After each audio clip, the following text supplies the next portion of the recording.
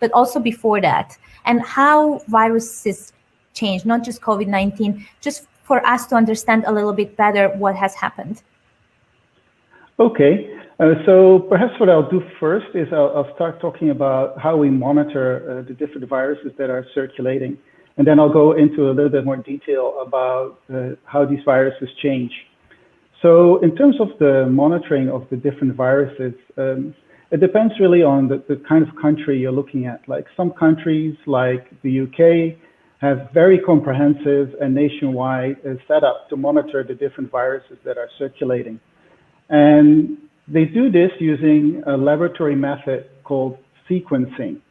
Sequencing really is a technique that allows you to take a closer look at the genetic composition of the virus. So really the recipe, all the letters that make it up, the virus to make it function. The sequencing really is a very neat tool, and it allows us to group the different viruses and also find out more about the changes and mutations when you start comparing those different sequences. So mostly we're looking at whole genome sequencing. So that's a difficult term, but whole genome sequencing means that you really read all the letters of this virus. So the whole virus, the whole genome, all 30,000 letters. And this whole genome sequencing for SARS-CoV-2 is around 30,000 letters.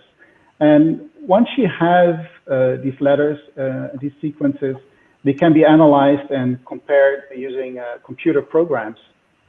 The sequencing actually technique is quite complex, requires a lot of trained staff, especially if you want to sequence many viruses. And as you can imagine, aside from just producing the sequences itself, there's a whole data interpretation part, like really to make sense of all these sequences, all these letters, and we call that bioinformatics. It's very complex and requires powerful computers and a lot of storage space and so on. For countries that actually do not have this kind of advanced setup, it's really important that they look at different signals that may come up, signals that are unusual, anything that stands out and gives us a hint that the virus is changing. And then we can take a subset of these samples of these viruses and start sequencing them and compare them to others that are circulating. So that's the different differences between the countries as we are monitoring these viruses. So as this is a global crisis, it's really important that we get as many sequences as possible from as many countries as possible to really get a good picture of the global pandemic. So these viruses have been sequenced and shared internationally. And what's happening so far is that close to 250,000 sequences have already been produced and shared. And I think that's really impressive. If you look, now that we have these sequences, there are different expert groups looking to make sense of all these sequences and these changes and what it all means. So one of these working groups is the WHO Virus Evolution Working Group. And they've also looked into all the different variants that we hear about all the time. You may have heard about this very common D614G variant. It means basically at location 614 in the recipe of the virus, the D has been changed to a G. So that's when people talk about D614G, it means like from a location and then what it changed into. For example, also the working groups have been looking on this variant under investigation in the UK, which was the topic of today's discussion. But it's not only the UK. We find these variants in different shapes and forms in other places as well. Take, for example, South Africa, and that has recently announced 501v2. So that's a variant with a change at position 501. And just recently, there was an announcement also by the UK that this similar virus was also detected there as well. Two variants with a 501 mutation. The fact that they're detected obviously doesn't mean that they're immediately spreading within the country, but it does mean that the mechanisms that we have in place working, and that's really important that these sequences are constantly monitored. So, but more investigation is needed, and we've also worked very closely with the SARS-CoV-2 variants that are associated with animals, like, for example, the mink-associated variants that we talked about and saw a couple of weeks ago in Denmark. So, Alex, would you like me to go into mutations as well? Maybe we can move to Jeffrey at the moment, and we can come back into details. So, Frank, you mentioned that we know, the whole world knows, that a new variant has been identified in the UK a few days ago. Jeffrey, you were part of the team who has identified this new variant. Can you please tell us more? How did you discover it, and what concerns have been raised by this new discovery? Sure. So that's right. I'm part of the team, as well as Judy is as well, of this UK COVID-19 genomics consortium. And we set up very early in the pandemic the ability to take large numbers of essentially the waste material from widely used tests and ship them to labs where we can examine the genome sequence of the virus in those samples. And that's what we've done. And as was mentioned, we've done that in the UK at a really huge scale. So we've sequenced something like 150,000 samples, which is more than half of all of the ones that have been publicly shared around the world. And what that means is that's something like 7 or 8% of all cases of COVID-19 in the UK. And a lot of those are totally randomly chosen from around the country. And that means we have what we call genomic surveillance, or basically the ability to watch which different variants of the virus are circulating in which different parts of the country on a day-to-day and week-to-week basis. And so what we do is try to monitor essentially if new variants arise and what kinds of differences they have. And the new UK variant that was first announced a week or 10 days ago now had a couple of interesting properties about it. So as Frank mentioned, the virus changes all the time, and that's perfectly natural. But usually it happens quite slowly. And in those 30,000 letters of RNA, we see 1 or 2 new mutations appear at a time. In this new variant, we saw 23 all at once. So that's very unusual. It's essentially never been seen previously in the pandemic. And some of those 23 are in regions of the virus's genome that scientists had previously believed are probably important in terms of how it functions. So for example, 2 or 3 of them are in the region of the viral genome that encodes the bit of the so-called spike protein, which sticks onto human cells. And that means changes there, we believe, are more likely to have some kind of effect. So this combination of lots of mutations and some that are interesting was the first thing we noticed. And then what was sort of compounded on top of that was we began to see this particular variant spreading extremely quickly in the southeast of England and in London. And that's what's made it become sort of national and international interest, because it does seem to spread very quickly, and we believe indeed it spreads more quickly than the old previous version of the virus. Thank you so much, Jeffrey. Judy, can you tell us more what actions have been taken by the UK scientists and experts since you came across this new variant of the virus? Well, as you can imagine, there's a lot of research going on to try and measure what the impact of this virus is, to actually determine whether it really is spreading faster. And there's been quite a lot of work looking at the genomics, but also looking at the virus in the laboratory to try and work out what its properties are, whether it has the properties that would be would fit with something that was able to spread faster.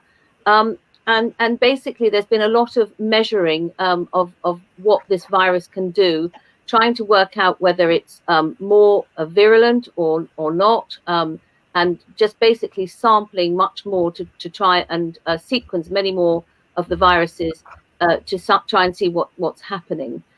In terms of public health, the public health response is to what happens in the population. So it's to some extent agnostic of the variant, in the sense that if there is a lot of transmission going on, the question is not what it's due to, but just that it's happening, and therefore there's efforts made to increase the stringency of the tiers. For example, we moved in London from tier 3 to tier 4. But that was in response to the epidemiology. We still are measuring a lot of things with the virus to try and find out what is going on. What we do know is it is more transmissible, but we're still measuring a lot of other things to try and find out whether there are additional measures that need to be taken. Thank you so much, Judy. Frank, based on the collaboration with the UK scientists and what we know so far, can we explain, are there any changes in the advice we are providing, or the precautionary measures and the interventions are still the same? Yeah, that's right. And as Judy mentioned, I mean, research is really so important, and it really will help us to better understand what these variants really mean. But the important thing is really to keep in mind that even though the virus has changed, it's still SARS-CoV-2, and the existing measures and interventions still work and should be implemented. That surely hasn't changed. All of the basic public health and social measures we know work should need to be continued. Things that you have been doing over the last year: testing, isolating, caring for cases, contact tracing, quarantine of contacts of cases, but also really your individual protective measures like hand hygiene, physical distancing, indoor ventilation, very important now also during the holidays. If you're together with your family, make sure there's a window open or a breeze of fresh air coming into the space where you're gathering, and of course wearing a mask when necessary. And you know, it's not easy, and we all know that, especially after so many months and close to a year. But we really need to do it, especially now that we are in the holiday season. We all have to do it. We must do this together. Thank you so much, Frank. Maybe one more question to explain to our viewers. Do we use the same tests to identify this new variant of the virus, or there have been changes in identification as well? Yeah, that's right. That's a very good question. And generally speaking, I can say that the same tests can still be used. There is some news that part of one test is no longer functioning, but that particular test has several backup mechanisms to make sure that we can still detect the virus. So in principle, we are still able to detect the virus itself using molecular tests. And from the news that I've heard recently, even the antigen or rapid diagnostic tests are still working against this new variant as well. Thank you so much, Frank. Jeffrey, Judy, do you have anything to add from the field on this question? No, I mean, I would endorse that. We haven't. My lab is still doing the same tests, and we're just being vigilant. But yeah, we're doing the same thing as we've always done, and also want to reinforce the messages on social distancing and continuing to use the same measures we've always used. The virus may be a little bit more transmissible, but you know, it's behaving exactly the same way. We need to use exactly the same measures as we've always done. That's our biggest weapon against this virus at the moment. Thank you so much, Judy. Jeffrey, can you tell us, do you know how many people so far have been affected in the UK by this new variant? And do we know if this new variant is causing more severe disease than the regular one? So in terms of how many people are affected, there are, I think, with the most recent data, just over 3,000 individuals who have the full genome sequence confirmed version of the variant. But of course, because we only sequence, even in the UK, a relatively small fraction of all cases, we know the true number is many, many times that. As Frank mentioned, one of the widely used tests in the UK has this little hiccup that happens by complete coincidence. The test works fine, but it looks slightly different in the new variant than the old. And that does mean we can track the numbers a bit more effectively because we don't have to do the genome sequencing on every single sample. Based on those numbers, there are certainly tens of thousands of cases of the new variant in the UK. It's still concentrated in the east, the southeast, and London, but it has been observed in almost all regions of the UK, at least at low levels. So I think it's important that throughout the country, people are as vigilant as possible with the kinds of precautions that Judy and Frank have been discussing. In terms of the severity of the disease, we don't really know yet. We've only recently discovered the new variant, of course, and so the next step is to try to build a sufficient number of instances where we can link patients who are affected with the new variant to whether they get sick enough to go to the hospital, whether they sadly eventually die. And we haven't quite done that yet. The early data suggests no difference between the new and the old variant. But again, we really do need to continue to gather more information on that question as we move forward.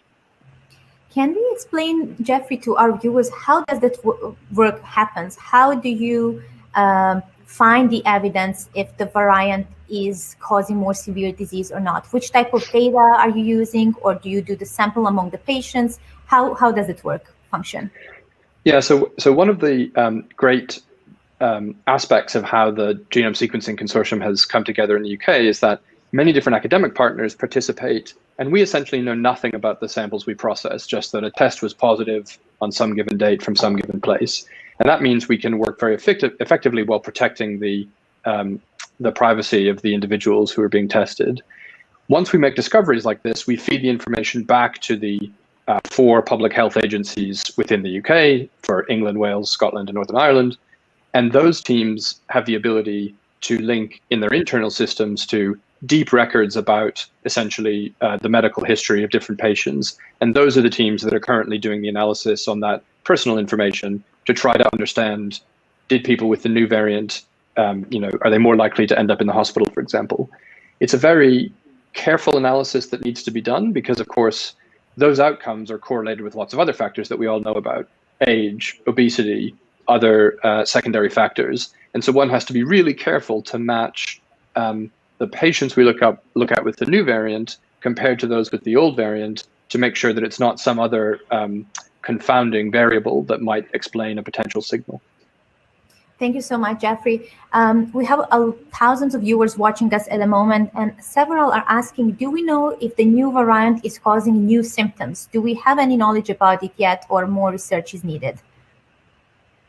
Well, no, we, as Jeff said, we don't think at the moment there's any signal of any different disease. We think that at the moment we've seen nothing different in this virus compared to the variants that are already circulating. So at the moment, no evidence of anything like that. But ongoing studies, as Jeff mentioned, very carefully controlled studies so that we really collect good quality data. And that takes a little bit of time to do. Thank you so much, Judy. A lot of people those days are also interested to know whether this new variant would affect a vaccine, a COVID-19 vaccine and in one of the vaccines has been already deployed in the UK recently. So is this new variant changing the vaccination plans? No, the vaccination plans are going on as planned, as previously organized. We have no plans to change them. We have no evidence that this virus is behaving differently immunologically in the population. So we think that the vaccines will work just as well. And so we're rolling the vaccines out, and we're very carefully monitoring. But at the moment, there is absolutely no signal at all that this virus is behaving differently to the variants, to other variants. We're not even seeing any signals, any early signals of reinfections at the moment, which is what you would see if there was something going on where the virus was not actually able to, was not being controlled by antibody or immunity from previous infection. We haven't seen any signals of that yet either. So there's nothing to concern us. We're carrying on with the vaccine program, and we anticipate that it will work just as well. Thank you for sharing all your knowledge so far. Can I jump in, Alex? Please go ahead, Frank. Yeah. I just wanted to mention that because of course I fully agree with what Judy just mentioned. I just wanted to add that the scientists in both the UK and in South Africa are working very hard to get the live virus of these variants, and then they can do different kinds of tests in the laboratory to determine whether these viruses are still capable of being impacted by the vaccine. So the scientists are working on that. It's a really important assay that they are doing, a really important test, and we're very close to getting more information from those scientists. So that's something to really look out for. Thank you so much, Frank, and Judy as well. And there's a lot of questions coming in and concerns whether we know if this new variant would affect, or does it affect children more than adults? I've not seen the data. There are rumors that there is more transmission in children, but I don't know what data that is based on. This is probably work that Public Health England are doing. And so I've not seen anything published, but we just have to wait and see them. As again, they're doing the research. We're looking at the number of children being infected. But the problem, of course, with everything is that, just mixing more will make more cases happen. So you have to distinguish what is an effect of the virus spreading because it's more transmissible, or the virus spreading because more children are mixing. So, when children go back to school, more infections happen, and that's nothing to do with the viruses. That's to do with the fact that they're just contacting each other more frequently. And so dissecting out the effect of the virus from the effect of the social mixing is extremely hard. And so I think that needs very careful epidemiological investigation, and that's ongoing in the public health agencies in the UK. Thank you so much, Judy. Frank, there's a lot. I mean, all of you, we've seen that this new variant has caused a lot of panic among public. So maybe, Frank, you can explain to our viewers how changes in the virus happen in general, and so that we can understand how this can impact our actions and the response. And is there a need for a panic and fear? Yeah, it's an important question, and mutations always sound so scary and cause a lot of panic, but actually for the viruses itself, it's quite normal. When viruses replicate or make copies of itself, they always change a little bit. Actually, they're quite sloppy, so they make a lot of errors, just like a typo when you write a letter. And these errors are called mutations. And the virus with a mutation is called a variant. So when we're talking about these variants in this discussion, it's a virus that has a mutation, and a mutation can be a change in a letter, but it can also be a removal of a letter, for example. Most of the time, these changes have very little or no impact on the virus properties, like infectiousness, transmission, and so on. But occasionally, they result in a variant that is better adapted, or what the scientists say, more fit to its environment compared to the original virus. And in that case, it can become the dominant virus in a specific environment. So there's a whole process of the virus changing, and the selection in its environment is what we call viral evolution. And it's a normal process, a natural process that all the viruses go through. Thank you so much, Frank, for explaining this. And maybe I can go back to Jeffrey and Judy to summarize for our viewers, what do we know so far from the evidence you have gathered on the new variant, and where do we need more research, and what are the answers questions that we still need to answer? So I think when the new variant was first announced by the Prime Minister, and his chief science advisor, Patrick Vallance, was speaking, he enumerated 3 questions, which I think are the 3 questions. Number 1, does it spread faster? And I think the answer I would give to that is very likely yes. We probably don't know absolutely for certain, but I think the rate of spread that we keep seeing in each new location the new variant spreads to is so high that it's very difficult to explain with any other possible story. There will also be some laboratory experiments that will probably ultimately absolutely confirm that one way or the other. Question number 2, which we've already talked about, is does it cause a more severe disease? And as Judy mentioned, so far, no evidence that it does. We need to keep building that monitoring data set in the coming weeks to answer that one way or the other as well. And question number 3, again, which we've already mentioned, is will vaccines work against the new variant? And here I agree with everything that was said previously. The thing I'd like to add is it's a really amazing achievement that scientists around the world during this pandemic have been sharing data so fast. we were just kind of getting our heads around what was happening 10 days ago, and now the data are being looked at throughout the world. The companies that make these vaccines already have access to the mutations that are in the new variant, and they can begin these experiments that Frank and Judy alluded to about whether their vaccines will work. That's just a rate of scientific progress that is truly amazing, and is, I think, a real benefit for all of humanity. Thank you so much, Jeffrey. And as you mentioned, sharing information, sharing data, especially among scientists, have been crucial to identify actions that we all need to take in the response. And in that regard, Frank, maybe you can also tell our viewers what has been happening in South Africa and how we've been collaborating with colleagues and scientists there on the new variant in South Africa.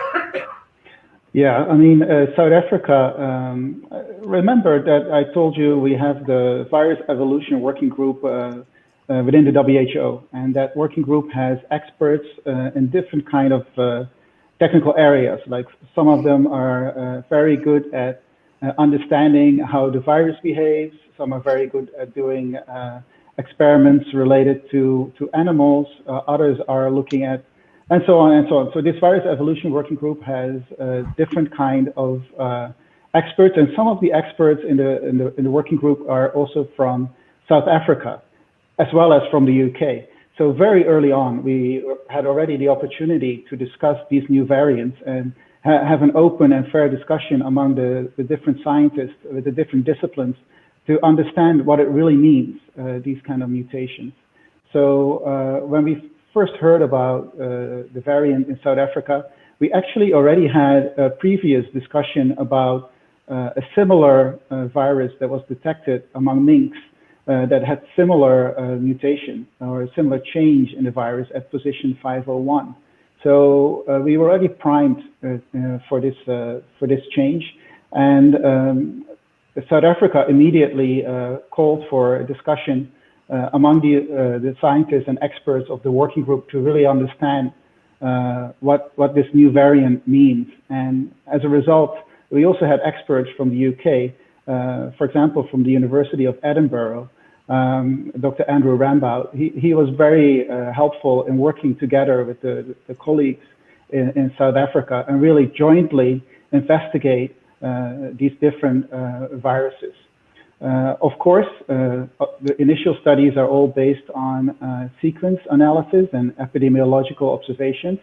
But as both Jeffrey and Judy mentioned, these live virus studies are extremely important in order to understand what these changes really mean. And we need to do those in the laboratory. They're ongoing. And for these kind of studies, the scientists are also working together and sharing viruses across different groups across the world, because some groups have a particular type of experiment that others don't have, or others have a virus with a particular change that others don't have. So all these things are being shared and jointly worked out to better understand what these mutations and changes all mean, and then put it in the context of epidemiology, clinical observations, and so on. So really looking at the whole package and trying to understand what this all really means in a comprehensive way. Thank you so much, Frank. Before we close this conversation, I would like to ask you all, what are the next steps and what is the advice for people in the UK, and what is in the advice for people outside UK as well?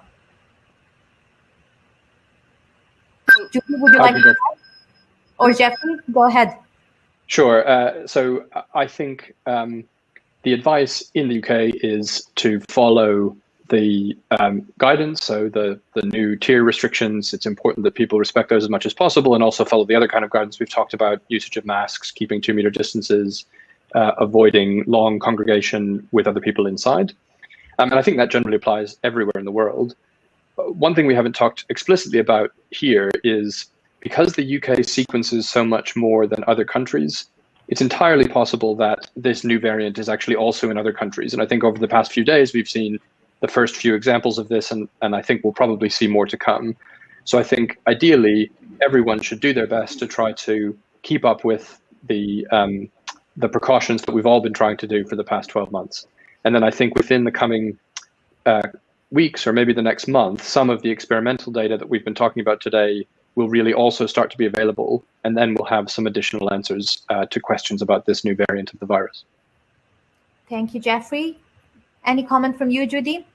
Yes, I would like to reiterate that exactly what Jeff said, that we should continue to follow the guidelines that we are already following. That's the way you deal with any infection, is to employ the standard methods that we're all using: social distancing, washing hands, wearing masks, is how we deal with any serious respiratory infection of this sort, and we should continue to do so, and to follow the guidance that is being established in each of our countries. And as Jeff said, I think that research will shed light on really how important this variant and other variants are, and we don't know which way it will go. It may be that these variants are less virulent. We don't know that yet, and that could also be an outcome. So I think we need to watch this space, to continue to do the research, both epidemiologically, the genomics, and also the laboratory backup, all the time, following the public health guidance while we wait to find out, what the impact of these new viruses is.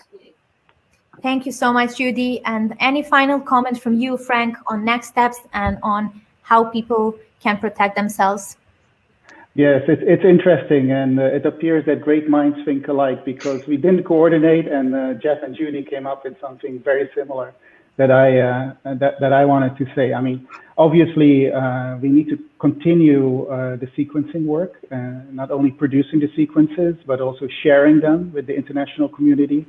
We need to help the countries that do not yet have the capacities to do the sequence, and put in place a mechanism that they have that option as well. Research, we really need to do more research to truly understand what all these changes really mean. And a lot of it is in the works, but sometimes we just have to be patient, because science does take time, and these experiments, like growing viruses and doing experiments, they're not quick all the time. So really requires some patience if we want to have results that we can trust. So basically, stick to the science. Don't follow the headlines all the time, especially with these changes. They can be quite scary, the headlines, but really, be critical about the news that you receive from different media outlets. Always, double check with reliable sources, like, for example, the WHO website or your government website. And finally, I think it's still SARS-CoV-2. We need to continue all of the basic public health and social measures, just as Jeff and Judy just mentioned. They still work, and they're just so essential to managing this pandemic, especially during the holidays. It's not always easy, but just do it as an individual, but also for the global community. Thank you so much, Frank, and especially thanks to our guests, Judy and Jeff, for finding the time to join us today, and for doing all the important work, and for sharing all your work with my colleagues, but also with our viewers and the public globally. Just to mention that people from Gabon, Canada, Oman, Kenya, Ethiopia, Pakistan, Scotland, Nigeria, USA, India, Bangladesh, UK, Turkey, Sudan, Syria, Panama, Algeria, Spain, France, Netherlands, Brazil, Botswana, and many others have watched us today. Thank you, everyone. We will keep updating you on the new knowledge that we gain from our colleagues in the UK and around the world. Please follow our social media channels, our website, and follow the guidance from your national health authorities on how to stay safe from SARS-CoV-2, all variants of the virus, and as Frank mentioned, especially during this holiday season. Thank you very much. Until next time.